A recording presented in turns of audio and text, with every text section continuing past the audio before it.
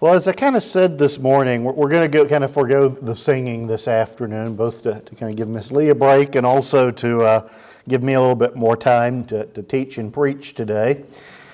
This afternoon is going to be a little bit different than normal. For starters, I said we're foregoing the usual singing.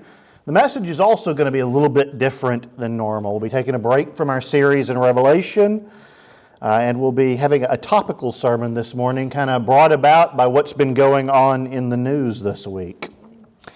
I've titled my message this afternoon, The Israeli-Palestinian Conflict, Present, Past, and Future. You know, with everything that's been happening, it seems like a good time to kind of pause and look at the implications of this conflict for our nation and for the world, because you know, unlike Russia and Ukraine, unlike China, unlike most other global conflicts, we know how this one started. And probably more importantly, we know how this one will ultimately end. Although we don't know all that's going to take place leading up to the end. And probably most importantly, this particular conflict, we know God's view of this conflict. There's really no question on where God sides on this particular conflict. As I'm standing up here, you may notice I'm going to be reading from a manuscript a little bit more than I normally do. That's somewhat intentional. You guys know me. I have a tendency to go down rabbit trails, and I don't want to go down any rabbit trails today. This isn't really intended to be a deep dive into the conflict. You know, there are thousands of years of history behind this conflict, and you know, if we went through everything, it's going to turn into not a sermon, but a sermon series. Instead, we're going to take, I said 30 or 40 minutes, it'll probably be closer to the full hour, looking at a brief outline of the Israeli-Palestinian conflict. And I'll tell you, about the first half of this sermon, we're not going to be in the Bible much. It's mostly history. And then for the second half, we'll be looking at what the Bible has to say about it. So don't worry, we are going to open up our Bibles today. It's just going to be a little bit farther in. We're going to start with current events by reviewing the present conflict as it is unfolding today.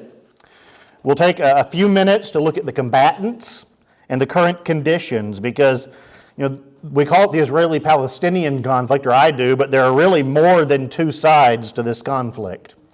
Every major regional player in the Middle East has an interest in what happens in Israel. And most, if not all, of the major world superpowers are also involved either directly or indirectly through funds and arms. Then we'll take a few more minutes to kind of review the origin of the conflict. And for that, we'll be looking at for kind of relatively recent history first, and by that I mean what's happened since 1948 and the formation of the modern Israeli state. And we'll also be going back a lot further to kind of look at the biblical origins of the conflict back in ancient history. You know, providentially, we're not going to need to spend a great deal of time on that topic because, as I said this morning, we've already been studying it on Wednesday nights. You know, for the past several weeks, we've been on the letter I there in our book, ABCs of Christian Maturity, which deals with Israel. Its history, its relationship with God, and the promises that He made to the nation, which very much play into this conflict. Next, we'll spend some time looking at the future of the conflict. And again, we're going to be dividing it into two parts: the near future and the conclusion of the conflict. You know, I'd originally thought of calling it the near future and the distant future, but the truth is, I'm not sure how distant the end of this conflict still is. It may be a lot closer than many people think. For our purposes, I'm defining the near future as the time between where we are today and the rapture. So the time that we're going to be here and on the earth if you're saved. And I'm defining the conclusion of the conflict as what takes place during the tribulation period and the millennial reign of Christ. Again, we've been kind of providentially blessed because we've spent much of the past year and a half studying the book of Revelation, which deals with the ultimate conclusion of this conflict. So much of this afternoon is simply going to be trying to tie these different studies that we've already been going over together. Then once we've done all that, we'll conclude the sermon with a question, or perhaps better stated, a series of questions. What is the application? what does it mean for us today? What does it mean for us as individual believers? What does it mean for us as churches? And what does it mean for us as a nation?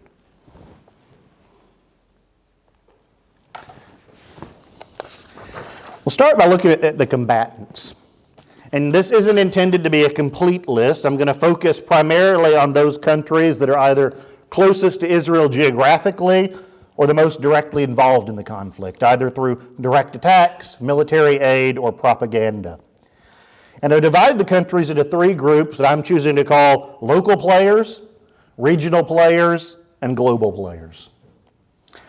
Obviously, when we think of local players, Israel is on one side of the conflict. And among local and regional players, what we're going to see is it pretty much stands alone. I like this map that we have up here right now because it highlights the relative sizes of all the countries involved. And the highlighted countries up there, they generally represent what most folks would define as the Near East or the Middle East. There's a little bit of flexibility in the list.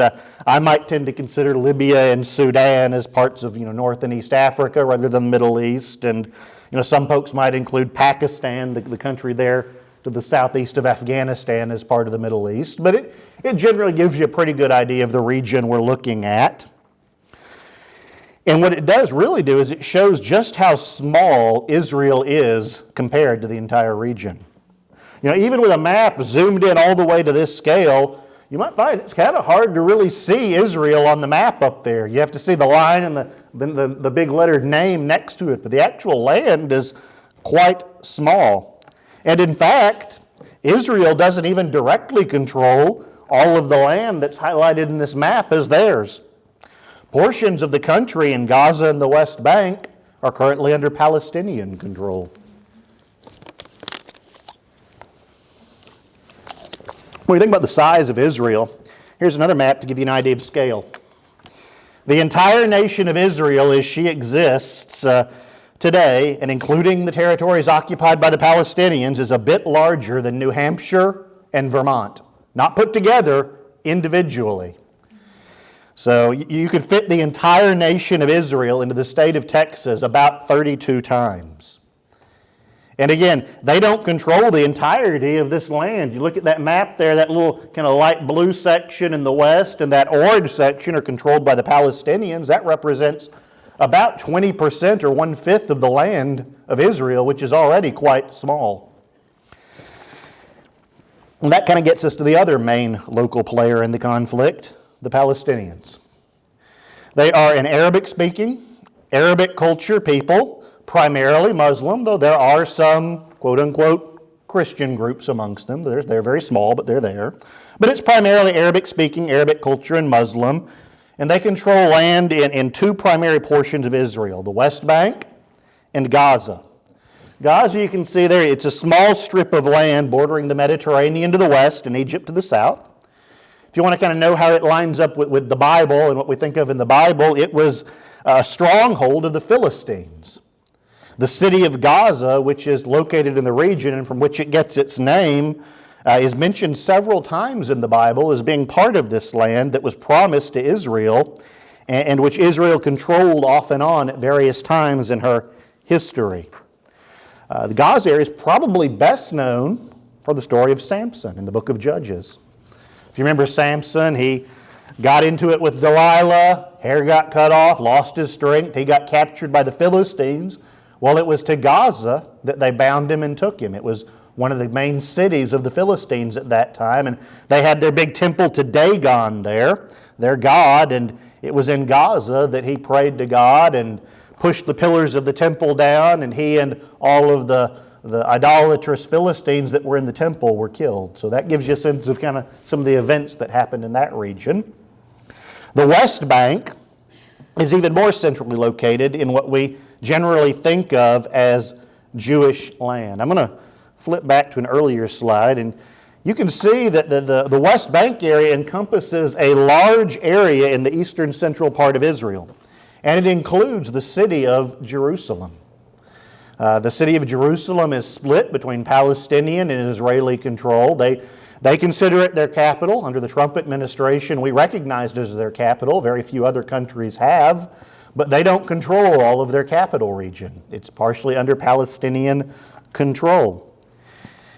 Other important biblical cities and sites in the West Bank area include Jericho, the first major city that was captured by the Jewish people when they entered the Promised Land. We all know the story of the walls coming down in Jericho. Hebron, is the first piece of land that Abraham purchased when he was there in Canaan. And it's where many of the patriarchs, Abraham and his descendants, are buried. That's in the West Bank area. Shiloh, the place where the tabernacle was set up before it was moved to Jerusalem, and where the place where the land of Canaan was divided among the tribes. It's in the West Bank area. Bethlehem, the city where Jesus was born, is in the West Bank area. And I mention all of that to show that, we sometimes hear that the Palestinians control the West Bank, and we maybe think that it's some isolated region of Israel that's not that important. It's the heart of what was Judea and Samaria in the Bible. It's the heartland and where much happened in biblical days. But it is currently controlled by the Palestinians, and in Gaza in particular, by Hamas.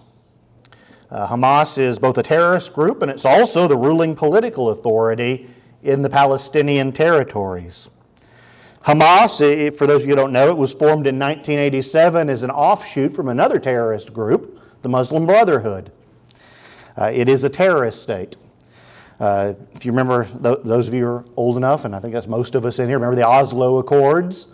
They opposed the Oslo Accords, and they've opposed every other attempt at establishing a two-state solution in Israel, a state where there's Israel and Palestine. That's not their goal.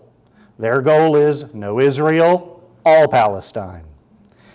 Not only do they not disavow the use of violence and terrorism against civilians, but they've actively engaged in it ever since their inception. They have a long history of targeting civilians. They're well known for using human shields, often children, and utilizing child combatants.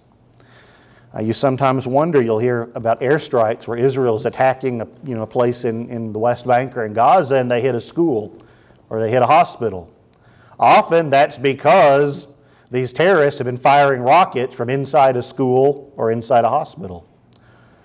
And they're not above doing that. Here are a few representative quotes from some leading Hamas representatives, just to give you an idea of what they're thinking in their own words. Ahmad Bar, who is the deputy speaker of the Hamas parliament, on August 10, 2012, he said in a sermon he was preaching in a mosque, "If the enemy sets foot on a single square inch of Islamic land, jihad becomes an individual duty, incumbent on every Muslim, male or female. A woman may set out on jihad without her husband's permission, and a servant without his master's permission. Why? In order to annihilate those Jews. O Allah, destroy the Jews and their supporters. O Allah, destroy the Americans and their supporters. O Allah, count them one by one and kill them all without leaving a single one." Same year, Abdelaziz Al-Rantisi, the co-founder of Hamas, was quoted as saying, "By God, we will not leave one Jew in Palestine. We will get them with all the strength we have. This is our land, not the Jews." Israel and the Palestinians, or Hamas, they're kind of the two main combatants in the conflict. Right now, they're the two main groups going at it. But they aren't the only local players. Lebanon and Jordan also border Israel, and they are not friendly actors. Syria is another one. It's to the northeast of Israel, and it's been a staging ground for terrorist attacks in the past. You can look at the map there. You see Syria to the northeast. During a previous war, some of you probably remember when this happened, Israel took the Golan Heights from Syria and now controls it. As of today, the U.S., I believe, is the only country to recognize the Golan Heights as a part of Israel, but it's a region that's critical for them to keep from a defensive perspective. When you think of that region in northern Israel, the Golan Heights is very literally the high ground. It's the highest ground in the region, and whoever controls the heights can easily bombard northern Israel with rocket attacks without much difficulty. If you remember, we spent years fighting ISIS. The ISIS terrorist group, which we fought, it operates primarily out of the Syrian region. And already in this conflict, terrorists in Syria have become involved. I was reading a couple of days ago, there were mortars and rockets being launched into northern Israel from Syrian territory. And in fact, Israel has already carried out airstrikes against Syria that temporarily shut down both of their major airports because that's where the rockets were being fired from. Lebanon, it's a small country. You can kind of see it on the map. It's actually one of the only countries in the region, I believe, that's smaller than Israel, unless you get down there into some of those countries in the Persian Gulf area. It's a pretty small country, but it's located directly north of Israel. And Lebanon's an unusual country in the Middle East. For much of its history, it has actually had a relatively high percentage of Christians compared to other parts of the Middle East. It's estimated to be somewhere around 1/3 of the population of Lebanon.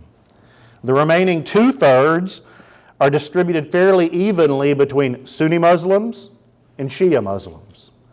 I'm not going to get into all of the differences between them because I'm not an expert on Islam, but I do know this: the two groups don't generally get along that well. They're different sects of Islam. And so because you've had that split in Lebanon of about 1/3 of each of these groups, they've got some interesting power sharing agreements in the area. I was reading, they actually haven't taken an official census in Lebanon since I believe the 1930s. And that's because their government, they divide up the seats based on the census, and everyone's scared of taking another census because of what might change. So it's always had unusual power arrangements. It hasn't always been officially hostile to Israel, although the people often are, even when the government isn't. In recent years, the country has become more radicalized, and Hezbollah, another name you might have heard of, it's an Iranian-backed terrorist group. They operate out of Lebanon. Israel has already in this war launched drone strikes into southern Lebanon, and they did that after Hezbollah took responsibility for a series of attacks on Israeli military posts along the Lebanese border. I hope you're kind of getting the idea that Israel is not just getting it from one group. They're not just getting it from one side. A lot of these terrorist groups we're talking about, Hamas, Hezbollah, ISIS, they don't necessarily like one another. They're different flavors of Islam. But they all dislike Israel, and they're all perfectly willing to launch strikes upon Israel. And she's getting it from most of her neighbors. Jordan, it's the other country bordering Israel there, you can see on the map. It shares a long border with eastern Israel and with the West Bank region. I will say that so far, I haven't heard of any open fighting along the Israel-Jordan border. Jordan is a Muslim state. Terrorists do operate within its borders, but it's, I would say, ruled by a king who's perhaps not as militant as others in the region, or at least is more interested in keeping his own power. And he sees these terrorist groups as perhaps a threat to his power, so he at least keeps them somewhat in check. They don't generally operate out of there into Israel. Really, it seems like the biggest concern Jordan has is making sure all of those Palestinians that are in the West Bank stay in the West Bank. They're guarding their border with Israel very closely to make sure that the refugees, and keep in mind, the Palestinians, ethnically very similar to the Jordans. There are a lot of Palestinians living in Jordan as well, but they don't want these refugees. And so their big concern is making sure things don't get so unstable in Israel that all of these refugees that share a border with them cross over. So they've got some interest in making sure things don't go well for the Israelis, but they also don't go so bad that it becomes a failed state. And really, as I say, that's kind of a common theme in the region. When you think the Palestinians, all of the countries in the region support the Palestinians in their fight against Israel, but none of them have really shown any desire to actually improve their conditions by taking them in as refugees. They've all refused in the past to take them in. Egypt and Jordan, very good at guarding their borders against Palestinians. Those are kind of the local players. We'll go through the regional players a little bit quicker. To the east of Israel, we have Iraq and Iran. And I've kind of lumped these two together because even though they're not friends or allies, they're both antagonistic toward Israel. At the moment, I would say Iraq is probably less of a direct player in the region because they're still rebuilding after the U.S. war there and the struggle with ISIS. Iran, however, is led by a radical Islamic government. They have quite a bit of cash on hand to fund terrorist efforts in other countries, and they're not above spending it. It's known that Iran is funding Hezbollah activity in Lebanon, and most people that I've listened to seem to think that they at least partially funded these recent attacks by Hamas against Israel. To the southwest and the southeast of Israel, respectively, are Egypt and Saudi Arabia. Neither of them are friendly to Israel. It was interesting. Saudi Arabia had been in the process of, they call it normalizing relations with Israel before this conflict broke out. That was something that began under the Trump administration. But pretty much as soon as these attacks happened, they just announced they're halting the normalization process, and they've actually begun having discussions with Iran. I'll just say closer relations between Saudi Arabia and Iran would not be good for Israel, and I don't believe would be good for the U.S. either. Historically, they haven't really liked one another. Again, they're two different flavors of Islam. Saudi Arabia is Sunni, Iran is Shia, and they've also been kind of regional power players in the areas. They've had conflicting interests. If they start to begin to align, then it gets a lot more difficult for Israel and us over there. They both have a lot of the oil wealth from the region. To the north of Israel, we've got Turkey up there. For many years, most of you know, Turkey had relatively close relations to the West.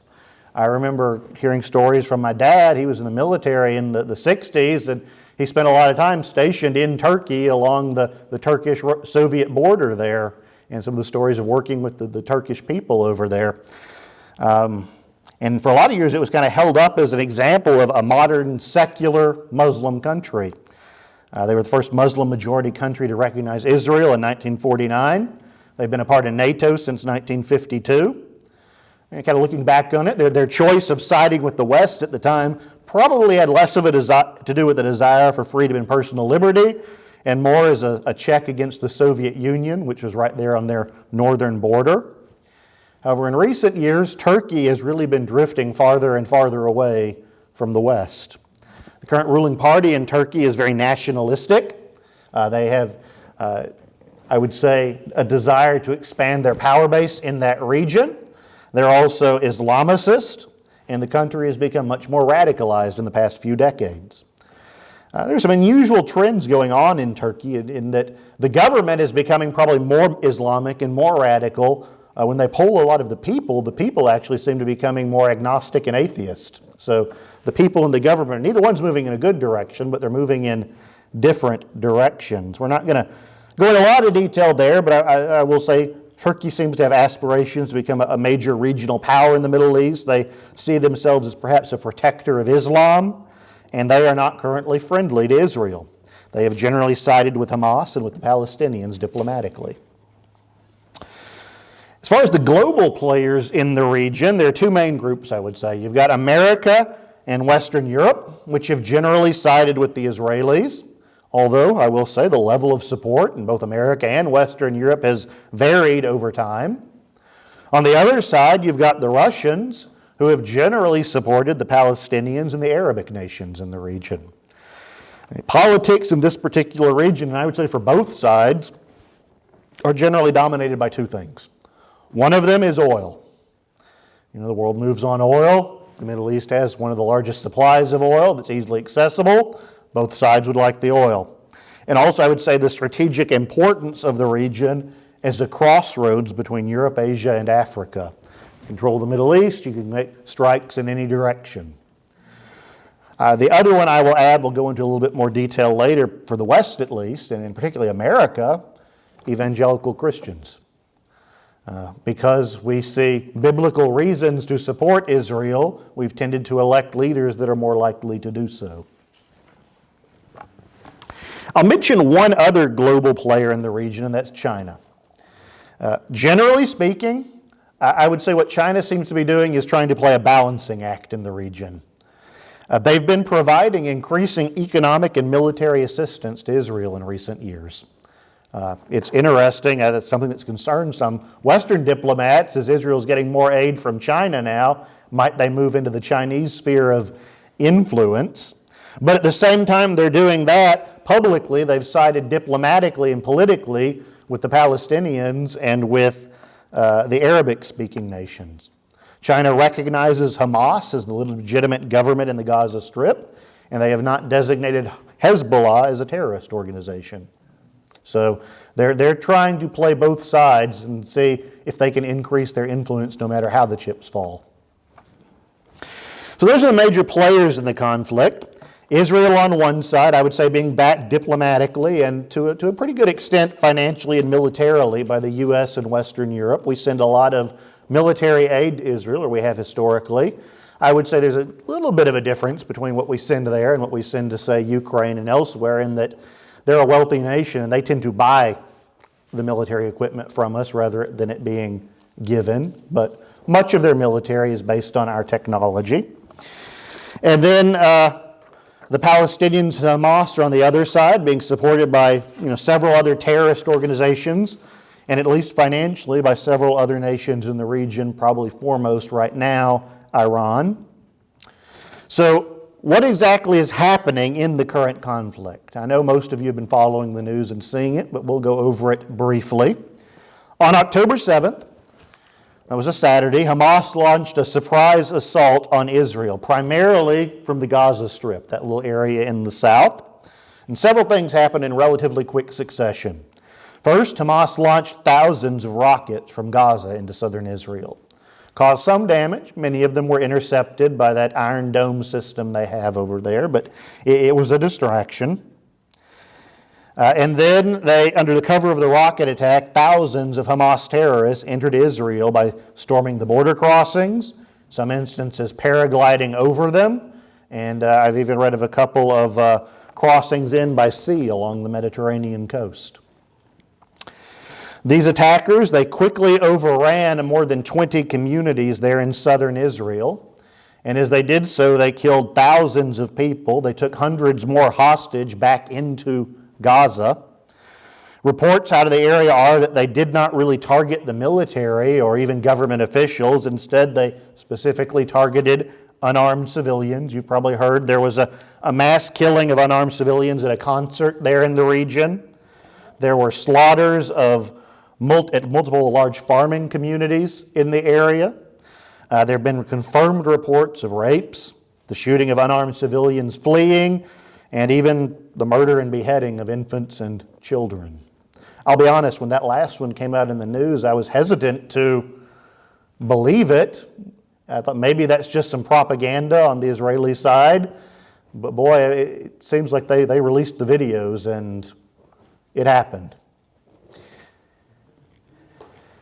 So far, more than 1,300 people have been confirmed dead, with a further 3,300 more injured, and hundreds more on top of that have been kidnapped. War is ugly. Civilians will always be killed in war. It's one of the reasons that we should be praying for peace. However, these weren't incidental killings. It was an intentional slaughter of civilians. To kind of put it into perspective, kind of because of the population differences, those 1,300 people killed in Israel would be equivalent to roughly 40,000 people being killed in an attack on the U.S. If you think about it, we only lost just under 3,000 people in the 9/11 terrorist attacks. Proportionately, based on their population, this attack would have been even more traumatizing on Israel than 9/11 was on the U.S. That was a Saturday. On Sunday, the fighting continued there in the southern part of the country. And at the same time, Israel also was faced with rocket attacks coming from Hezbollah in northern Israel. So the front opened in the north as well. And there were concerns that additional attacks could occur in the Palestinian-controlled West Bank. There were some calls for the West Bank Palestinians to also rise up. Now, thankfully, thus far, that hasn't really materialized on a large scale. It's been primarily the Palestinians in Gaza that have been involved in this, but it gave Israel another area of their country that they had to secure because of possible problems. Currently, Israel is launching an offensive on Gaza in the south while guarding the northern border with Syria and Lebanon. I will say, sometimes you look at these wars in other countries and you go, who's the good guy and who's the bad guy? They both look pretty bad. There really is no question in this one, in my mind, who the bad guy in this conflict is. Believe it or not, I have personal sympathy for the Palestinian people. They are not living in a good situation. They've been used as pawns by the other nations there in the Middle East for generations now. Israel, they can't let them have a free state within or around their borders because really much of the Palestinian cultural identity at this point is wrapped up in hatred for Israel and the dehumanization of the Jews. It would be like having a terrorist state right on your border. And the other ethnically similar Arabic nations that surround Israel, many of which of them have Palestinian minority populations already, won't let them immigrate into their countries, either because they don't want to deal with feeding and housing them, because they're even too radical for them, or probably because they're politically useful within Israel as a distraction and a problem for Israel to face. So this is a group of people that is getting used by pretty much everybody around them. However, while I have sympathy for the Palestinians because of their situation and because of how they have been treated and used, it doesn't change the fact that the acts committed by them in this conflict are barbaric and they're evil.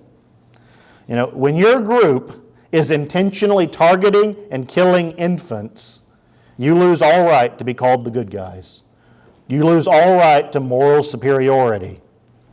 As far back when we think of our Bible as Baal worship in the Bible, one of the signs of a society that was completely given over to evil was a lack of respect for innocent life, the killing of babies. I'll pause and kind of let that sink in for a moment when it comes to our own country and our official laws regarding abortion. We're quite rightfully upset and disgusted by what they're doing over there to infants, but what do we legally do to what I might call pre-infants, those that are just about to be born over here? With regards to Israel, the big question at the moment seems to be whether the conflict will remain contained primarily in Gaza or whether it's going to escalate. If the West Bank were to become unstable, it would open up another front within Israel itself. If Hezbollah or the other terrorist groups in the north became bolder in their attacks, most likely that would cause Israel to respond in more force into Lebanon and into Syria, which could draw them officially into the war. And if that were to happen, it becomes increasingly likely that perhaps Iran could take direct action. And if that happens, it's very likely the U.S., Europe, or Russia could then become involved. So really the big question is now, does this stay a local matter? Does it become a regional matter? Or does it expand into a global matter? So that's kind of the present conflict.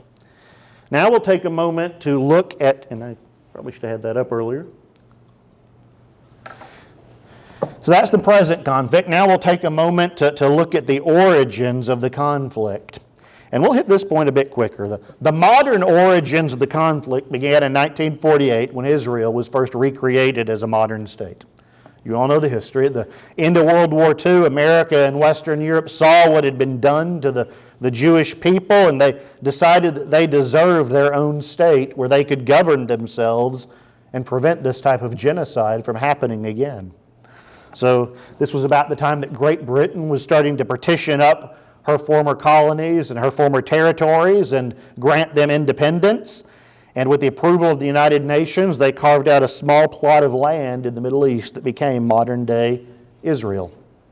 This represented the first time that Israel had existed as a nation state, an independent nation state, the first time she'd been a nation state at all since the Romans had razed Jerusalem to the ground in 70 AD. And it was the first time that she'd existed as an independent nation state, a nation not under the rule of someone else, since the Babylonians conquered Judea in somewhere around 600 BC. So when you think about the recreation of Israel as a modern state in the 1940s, it really was a miracle from God. I can't think of any other time in history that a people that had not had an independent state for over 2,500 years came together, still had a cohesive cultural identity and formed a new state. They had been preserved and protected by God for those generations. Even after the exile, the Jewish people, they were always under the authority of someone else. First the Persians, then the Greeks, and finally the Romans. But in 1948, they gained their own nation. The Holocaust and the formation of Israel probably represents, I would say, one of the greatest examples in human history of God taking a tragedy, the Holocaust, something objectively bad, and working it together for the good of His people and so that His will could be accomplished. However, Israel's modern conflict with her neighbors, it began almost as soon as she was formed. At her independence, she was attacked by all four of her neighbors: Egypt, Jordan, Lebanon, and Syria, plus Iraq for good measure. But she won the fight. She maintained her independence. Then in 1967, there was something called the 6-Day War, when Egypt, Jordan, Syria, with the support of Iraq, Saudi Arabia, Kuwait, and Algeria, launched a surprise attack on Israel. And again, we don't have time to go into it today, but I recommend you study that particular war sometime, and you'll see God protecting His people. There were some miraculous things that happened there. But Israel fought, she won, and she even managed to take some additional territory. It was during that time she got the Golan Heights there from Syria, so that they couldn't bomb her from that direction anymore. And it was also during that time that she took control of Jerusalem, or at least partial control of Jerusalem. Prior to that, Israel actually didn't have control of Jerusalem. It was under Jordanian rule. There have been several other wars between Israel and her neighbors since 1967, but since that time the borders have largely remained about the same. She's also had some internal conflict with the Palestinians in the West Bank and Gaza through this time. They've launched a couple of what they call intifadas against Israel over the years, sustained terrorist campaigns basically. And that's kind of the modern origin of the conflict. It's between Israel, who was given the land by the British and the United Nations, and the Muslim Arabic-speaking people in the region who want to take back that land and in many cases kill all the Jewish people in the land. However, that may be the modern origin, but that is not the origin of the conflict.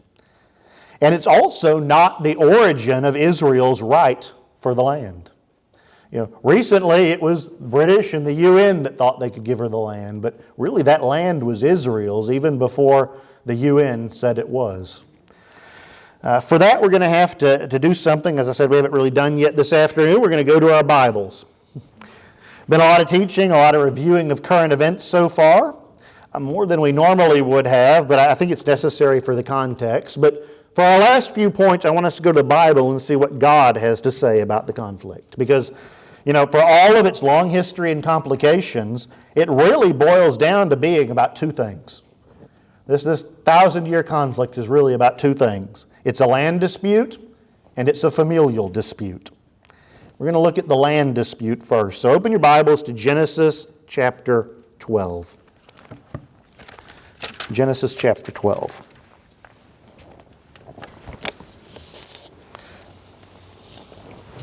This is a passage that we read recently on a Wednesday evening relating to the Abrahamic covenant. Brother Lonnie's been teaching on that. It's the promise that God made to Abraham and to his descendants. Covenant is reiterated and given in more detail in later passages in Genesis, but chapter 12 is where we read about God first making the promise to Abraham, who at this point was still called Abram. I'm going to go ahead and read the first 7 verses of Genesis chapter 12. It says,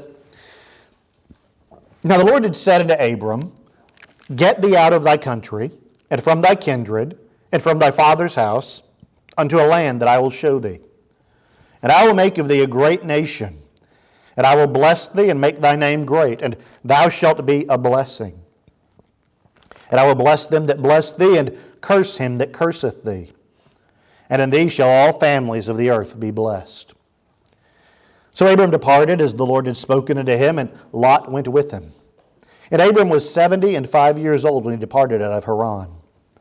And Abram took Sarai his wife, and Lot his brother's son, and all their substance that they had gathered, and the souls that they had gotten in Haran, and they went forth to go into the land of Canaan. And into the land of Canaan they came. And Abram passed through the land into the place of Sichem and to the plains of Moreh, and the Canaanite was then in the land. And the Lord appeared unto Abram and said, Unto thy seed will I give this land. And there builded he an altar unto the Lord who appeared unto him. I'm not going to reteach the whole lesson on the Abrahamic covenant, but there are a few points that I want us to consider in these verses, specifically as they relate to the Israeli-Palestinian conflict. First, notice what God promises Abram there in verse 7. He says, And the Lord appeared unto Abram and said, Unto thy seed will I give this land. God promised Abram a land, and not just any land, but a specific piece of real estate. The land that God had led Abram to and that he was currently sojourning in. We're not going to turn there, but in chapter 15, God, He gives the dimensions of this promised land. We learned about it last Wednesday.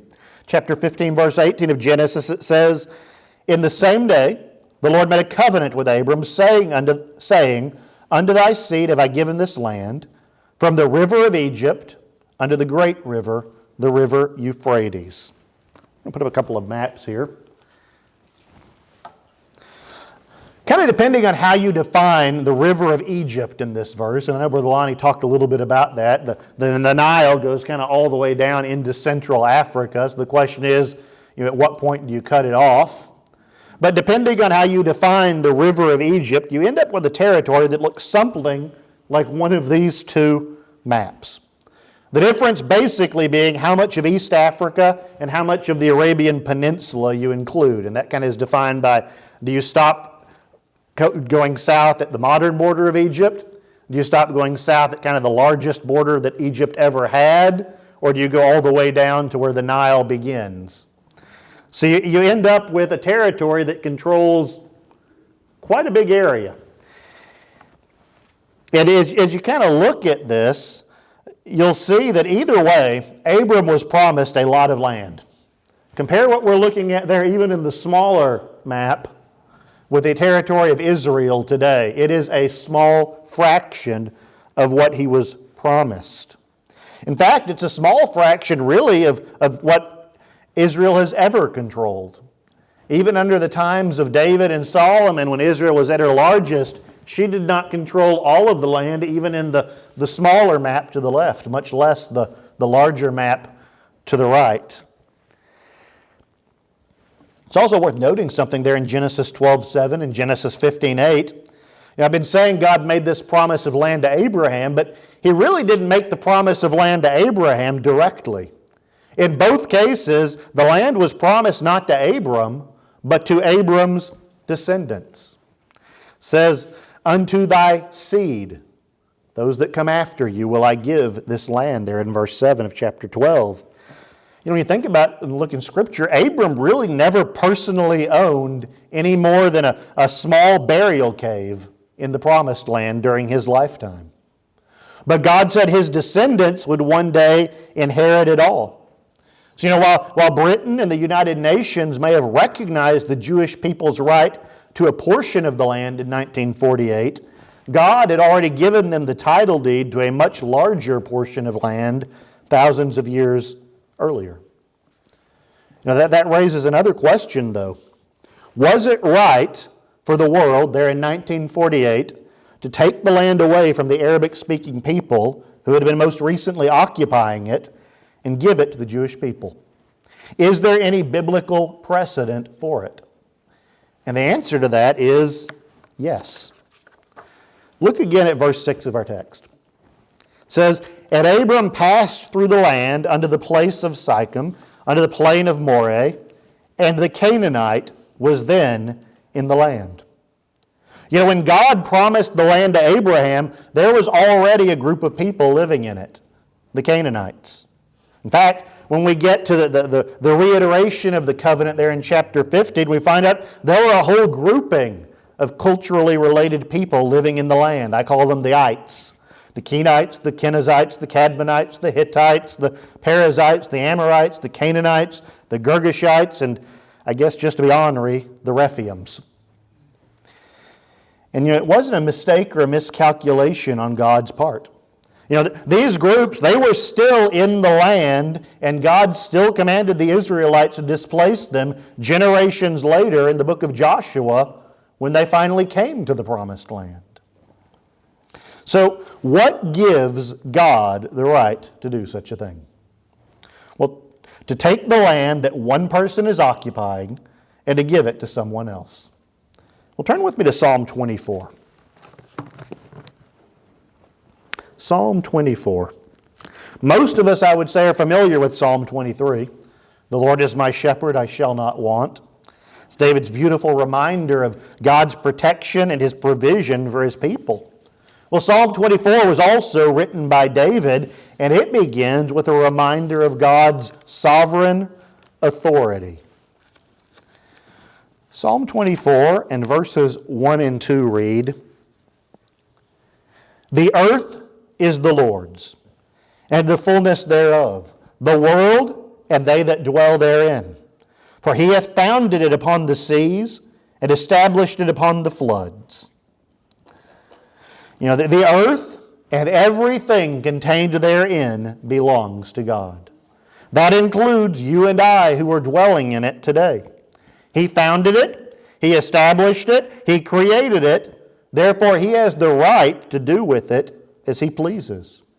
You don't have to turn there, but Psalms 135 verses 5 and 6 says, "For I know that the Lord is great, and that our Lord is above all gods. Whatsoever the Lord pleased, that did He, in heaven and in earth, in the seas, and all deep places. Whatever it was that pleased the Lord, that did He. And it pleased the Lord to give the land of Israel to the descendants of Abraham." When we as a people recognize the nation of Israel's right to the land, we are simply confirming what God has already decreed. And we have no more right to try and alter, to hinder, or to deny God's will in this matter than if we were to try and say meddle in how somebody else chooses to divide up their inheritance. The land belongs to God. He can divide it as He sees fit. But God is not fickle. He is a just, a righteous, and a merciful God. And when He took the land away from the Canaanites to give it to the Israelites, He actually had a good reason for doing so. Turn over to Deuteronomy chapter 9. Deuteronomy chapter 9. These verses, they take place in the middle of a speech that Moses was giving. It was right before his death and just before the Israelites were going to enter into the promised land and finally claim it as God had commanded all of those years earlier. In verses 4 and 5 of Deuteronomy 9, Moses, he warns the people this. He says, "Speak not thou in thine heart, after that the Lord thy God has cast them," and the them there were the previous inhabitants of the land, the Canaanites and all those others, "after the Lord thy God has cast them out from before thee, saying, For my righteousness the Lord hath brought me in to possess this land. But for the wickedness of these nations the Lord doth drive them out before thee. Not for thy righteousness, or for the uprightness of thine heart dost thou go to possess their land. But for the wickedness of these nations, the Lord thy God doth drive them out before thee, that He may perform the word which the Lord sware unto thy fathers, Abraham, Isaac, and Jacob." The Canaanites and the other inhabitants of the land, they were not just idolatrous. They were not just worshiping other gods. They were, by any definition of the word, wicked and evil. Based on a biblical accounts, we're not going to turn to all of them, but based on biblical accounts we have in Leviticus and Deuteronomy and elsewhere in the Old Testament, these groups had a national culture that practiced the occult and worshiped demonic idols, that glorified perverse and taboo sexual acts, and that even encouraged the sacrifice of their own children to their false gods. These Canaanites, they were not the good guys. So not only did God have the sovereign right to take their land from them, He was also righteous and morally upright in doing so. And I'll say, as awful as this last week has been, if nothing else, I think it's shown us that in many ways, the modern-day Palestinians are spiritual successors to, if not actually partially descended from, the Canaanites. Nobody who has not completely given themselves over to satanic influences can look at what happened in Israel last week as anything other than a depraved, evil act carried out by a society that is morally bankrupt. Last week reaffirmed that God not only had the right, He was righteous in returning the Jewish people to their homeland. That settles the land dispute in my mind. God says the land belongs to the descendants of Abraham, so it belongs to them regardless of what man may say on the matter. But there's also a familial dispute, we might say, at the heart of this conflict as well, and it's both an ethnic and a religious dispute. Turn in your Bibles to Genesis chapter 25. Genesis 25. And as you're turning there, I'll give you a bit of context. We're going to be picking up here immediately after Abraham's death. His first two sons, Isaac and Ishmael, have come together to bury him. If you'll remember the story, Ishmael was Abraham's firstborn son. He was born to Sarah's handmaiden Hagar. Isaac, he was the son of promise. He was the son that was born to Abraham's wife Sarah in their old age, and he was the son through whom all the promises would pass. God at this point had already told Abraham that the promises of a nation and a land and the blessing of a Messiah would come through Isaac. However, God had also promised Hagar, Ishmael's mother, that despite not being heir to the promise, he would still make a great nation for Ishmael. In Genesis 25, we see the fulfillment of that promise, and we see where these descendants settled. Genesis chapter 25, and as soon as I get there, we'll begin reading in verse 12. It says, "Now these are the generations of Ishmael, Abraham's son, whom Hagar the Egyptian, Sarah's handmaid, bare unto Abraham. And these are the names of the sons of Ishmael, by their names, according to their generations. The firstborn of Ishmael, Nebajoth, and Kedar, and Abdeel, and Mibsam, and Mishma, and Duma, and Massa, Hadar, and Tema, Jeter, Naphish, and Kedemah. These are the sons of Ishmael, and these are their names. By their towns and by their castles, 12 princes according to their nations. And these are the years of the life of Ishmael, 137 years that he gave up the ghost and died, and was gathered unto his people. And they," speaking of Ishmael's descendants, "dwelt from Havilah unto Shur, that is before Egypt, as thou goest towards Assyria. And he died in the presence of all his brethren." Just like Jacob, who God renamed Israel, we're told that Ishmael also had 12 sons. And these sons became rulers and princes of an area that's described as being east of Egypt. So that's what it means by towards Assyria. From Havilah to Shur. If you kind of look at the map there above, what you find east of Egypt is, generally speaking, the Arabian Peninsula.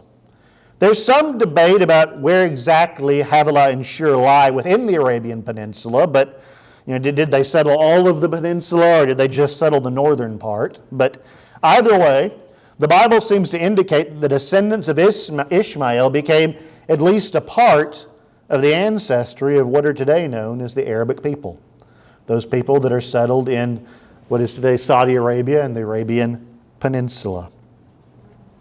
So, in a very real fashion, many of the conflicts in that region today can be traced back to Abraham's sin with Hagar and his temporary lack of faith in God's promise.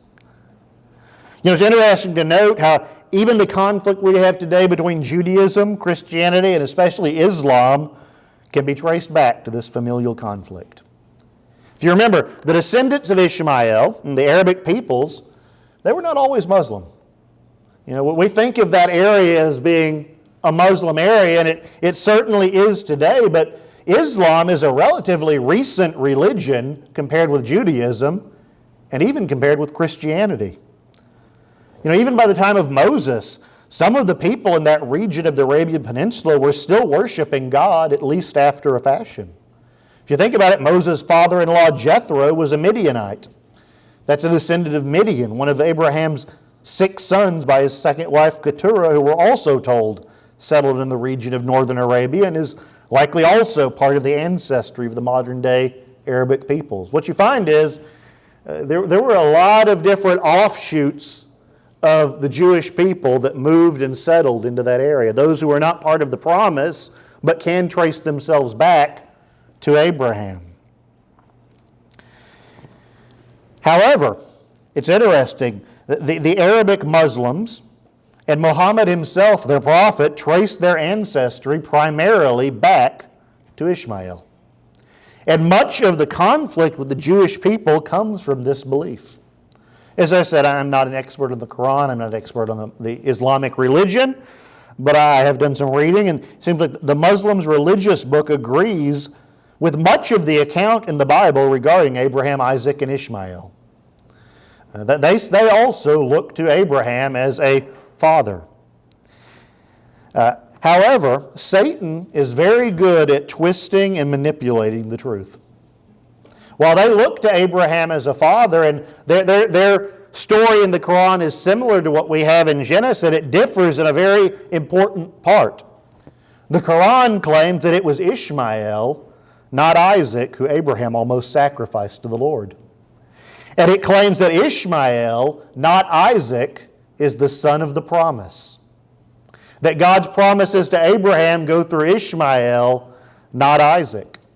And because of this, the Arabic Muslims believe that all the promises God made to Abraham, including the promised land, belong to them.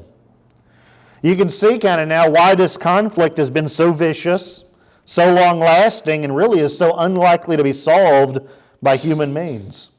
It's a religious conflict, a family feud, and a fight over who gets the inheritance, all rolled into one. Never been a part of it, thankfully. Never will be since I'm an only child, but I've heard of some pretty nasty inheritance feuds over the years. They can get ugly. Well, this is a 2,000, 3,000, 4,000, 5,000-year-old inheritance feud that's also got some religious aspects now added into it as well.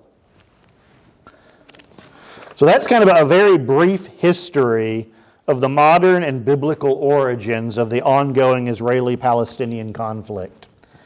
We're going to close this afternoon with an even briefer look at the future of the conflict. You know, if the Israeli-Palestinian conflict were a cancer patient, my prognosis would be not good, but ultimately not fatal. You know, looking at the near future, the time between now and the rapture, there are a few things that we know, and I want to highlight 2 of them. First, we know that the Jewish people will not be exterminated. It also seems very unlikely to me that the state of Israel will be completely destroyed. They may lose some battles. They may even lose a war.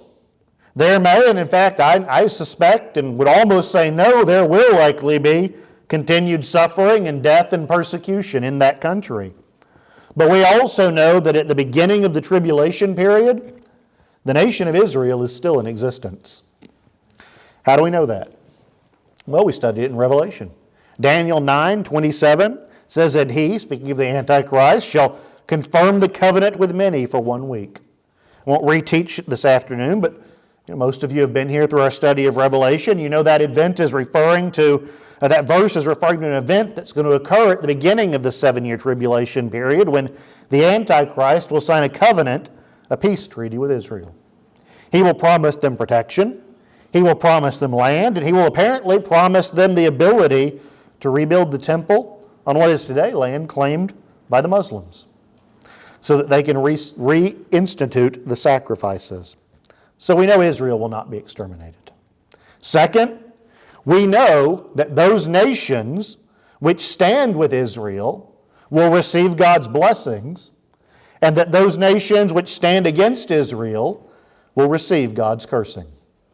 Genesis 12:3, a part of God's covenant with Abraham, we read earlier, says, "And I will bless them that bless thee, and curse him that curseth thee. And in thee shall all families of the earth be blessed." That there is a clear promise from God, and I believe is one of the reasons that God has not turned away from and cursed America yet, in spite of our sins. In spite of the fact that in many ways we sound a lot like the Canaanites that God displaced from the Promised Land. I kind of gave that description of those Canaanites earlier and how wicked they were, but we have a national culture that practices the occult and worships demonic idols.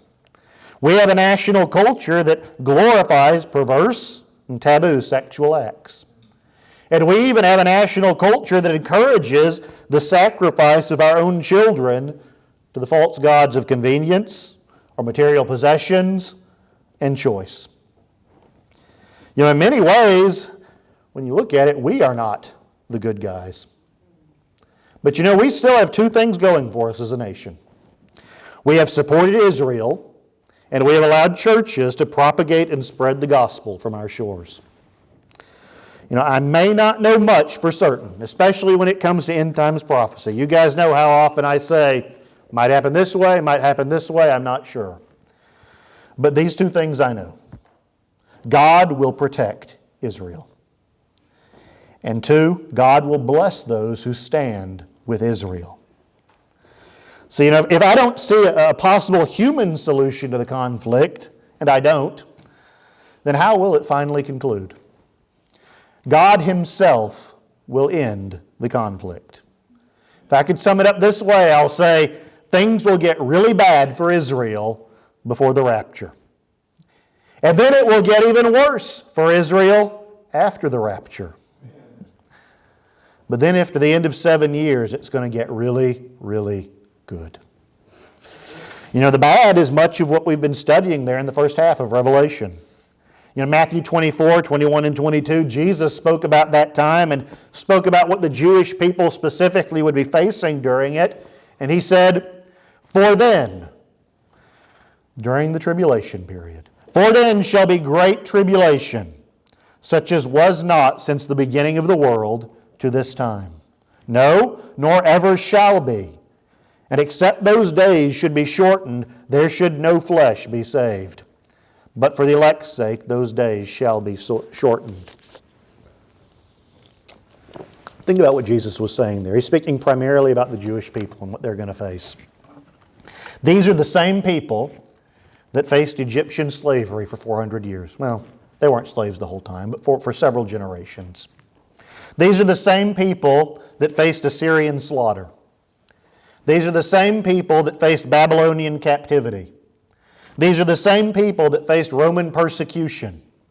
These are the same people that faced the Spanish Inquisition. These are the same people that faced the German Holocaust. These are the people who have faced persecution and deportation and the threat of extermination, not once, not twice, but almost innumerable times throughout their history. And Christ says, "Then shall be great tribulation." What you faced before wasn't great tribulation. Then shall be great tribulation, such as was not since the beginning of the world to this time, no, nor ever shall be. He warns that in that time it will be worse for the Jewish people than it has ever been or ever will be again. Satan, we know he's going to cause the Antichrist to break his covenant with Israel, and he will unleash his full fury upon them. With the willing consent and the help of virtually the entire Gentile world. But in Matthew 24, Christ promises in Revelation 13, and we saw a couple of weeks ago, that God will protect His people. And He will not allow them to be exterminated. In fact, the primary purpose of the persecution is to draw them back to Himself. By the end of the period, Israel as a nation will finally recognize the Messiah that they rejected nearly 2,000 years earlier. Here's how the conflict ends. It ends with a battle unlike anything that this world has ever seen before. All the nations of the world will be lined up in opposition to that tiny little country of Israel. And it ends with a victory. Not a victory caused by Israel's might or strength. As good an army as she has, she can't stand up to the whole world. It's a victory caused by God Himself when Christ returns in all His glory and He smites the nations. And how does He smite them? Well, Revelation 19:15 says, "And out of His mouth goeth a sharp sword, that with it He should smite the nations." You know, twice in Scripture the Word of God is compared to a sword. Ephesians 6:17, "And the sword of the Spirit, which is the Word of God." Hebrews 4:12, "For the Word of God is quick and powerful and sharper than any two-edged sword." When Christ returns, He doesn't defeat His enemies with tanks or with guns or even with nuclear weapons. He doesn't even defeat them with a legion of angels. He defeats them simply by His Word. The same Word that spoke the earth into existence can and will speak victory for His children. You know, we haven't gotten to this part of Revelation yet. It's a few chapters on, but after the battle, Israel and the saints and the entire earth will enjoy 1,000 years of peace and rest. 1,000 years with Christ Himself ruling as King from His throne in Jerusalem. And during that time, Israel will finally be able to enjoy all the land, all the blessings, and all the promises that God made to Abraham all those thousands of years earlier. God keeps His promises. You know, we've seen the present evil state of the conflict in the news. We've seen the genesis of the conflict in the book of Genesis. And God has revealed the ultimate glorious end of the conflict in the book of Revelation. But what does this conflict mean for us today? As believers, as churches, and as Americans? You know, what can we do and how can we apply it in our lives? I'm going to take these three groups in reverse order. As a nation, our role in this conflict is very, very simple. Support Israel. It's not just good for America to support Israel.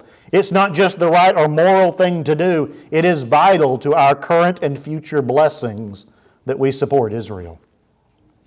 You know, there's going to come a time when every Gentile nation is going to line up against Israel. And I have no illusion when that time comes that America will be any different. You know, if America is still around as a nation at that time in the tribulation period, she will be just as guilty as anyone else. You know, when we look at our nation today, it's not hard to see how that could happen. In so many ways, we are a nation that is teetering on a knife's edge.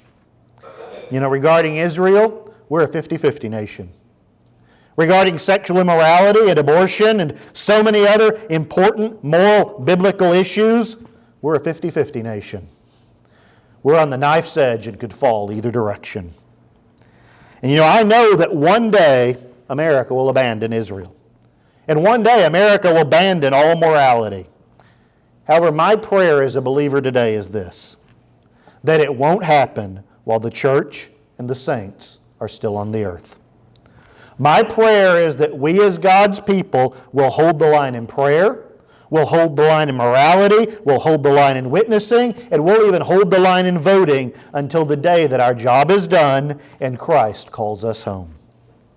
My prayer is that the event which eventually seals America's doom is the rapture, when all the believers are called away and all that's left is the wickedness. If we can hold till then, I'll consider it a win. However, that won't happen unless we as churches and we as individual believers do our part. And we have to do everything that I just stated if we don't want to fall off the knife's edge. If we fail at any of them, then I firmly believe we will lose our nation, and we will lose God's blessings upon her. You know, we may do so before the rapture anyway, but that doesn't change our duty and our obligation as believers. As a church, we must support Israel. As individual believers, we must support Israel. There's a lie that much of Christendom believes today, and I'll say don't fall for the lie. And it's that Christians have replaced and the church has replaced Israel as God's chosen people. That we're now the inheritors of the promises that God gave to Abraham. That's not true. The Jewish people are still God's people, and He will still fulfill His promises to them. I'll close this afternoon with 3 specific, concrete things that you and I as individuals and you and I as Prairie Vista Baptist Church need to do. First, pray for Israel. I've got it up on the board. Psalm 122:6 says, "Pray for the peace of Jerusalem. They shall prosper that love thee." We have a specific command to pray for peace in God's holy city. If Jerusalem and Israel and the Israeli people are not part of your daily prayers, then they should be. We know that tribulation will come for Israel after the rapture. But as long as the Christians are here, we should be praying for her peace. Second, witness. You might ask, well, how does witnessing help Israel?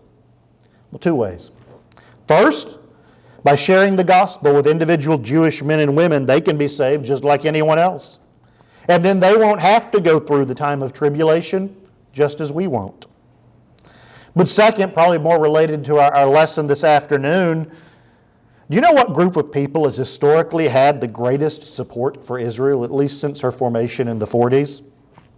Believers. Saved men and women. Primarily what the polling groups in the media call evangelical Christians, which they tend to lump us into. So when and if more people in our nation are saved, a natural outgrowth of that will be a turning of our nation back to God and continued support for God's chosen people. Pretty much all the problems in America would be saved if we could just get folks saved. Because then they'd know God, and then they'd have the Holy Spirit within them, and then they would understand right from wrong and have the ability to choose right. Third, and finally, vote. As Americans, God has given us really a unique privilege and a unique responsibility to elect our leaders. We get the leaders and we get the policies that we as a nation select and elect. When you're voting, don't vote on personality. Don't vote on party. I would say don't even vote primarily on the economy or your own pocketbook. Vote primarily on those issues that God most clearly speaks about in His Word. I've said this before, and I'll keep saying it.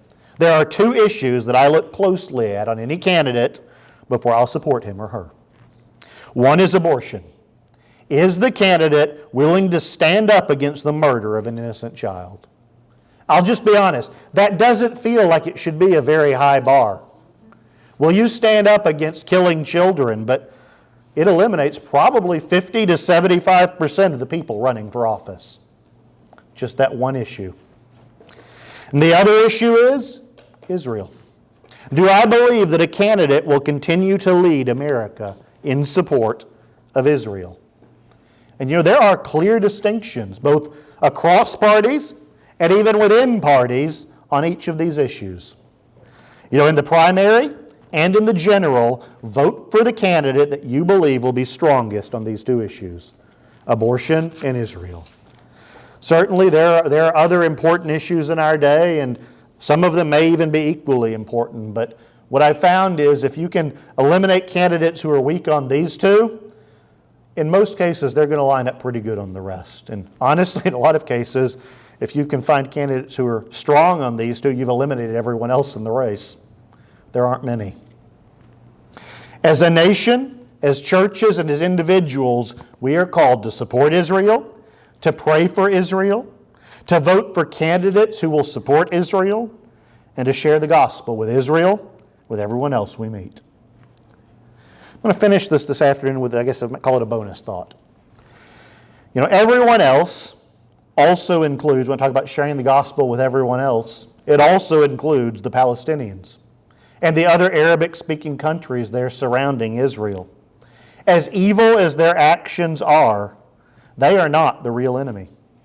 The real enemy dwells in the spiritual realm, and they have been deceived and are being used by him. It may very well be that the Palestinians and the other people groups in that region are going to oppose Israel nationally right up until Christ's second coming. In fact, I suspect that they will. However, individual Palestinians, individual Iranians and Syrians and all the rest can still be forgiven by God. They still need the gospel because they can still be saved. Amen. And it's our job to pray for them and to love them and to witness to them too. It's a caution I would give. Part of the hate over there is because they don't look at the Israelis as people. They've dehumanized them. We need to be very careful that we don't do the same thing to them, however barbaric the actions may be. They're doing it because they're deceived by Satan and they don't have Christ. I know that I've talked for quite a bit longer than normal this afternoon, but I kind of felt like we needed a refresher on what's going on in the world because it's important right now, and I think it's only going to become more important as time goes on. These types of conflicts are going to continue. So we as believers need to know right up front where we need to stand, and that is with Israel, because it's going to get harder as time goes on. So with that, you can go ahead and stand, and then we'll pray and be dismissed.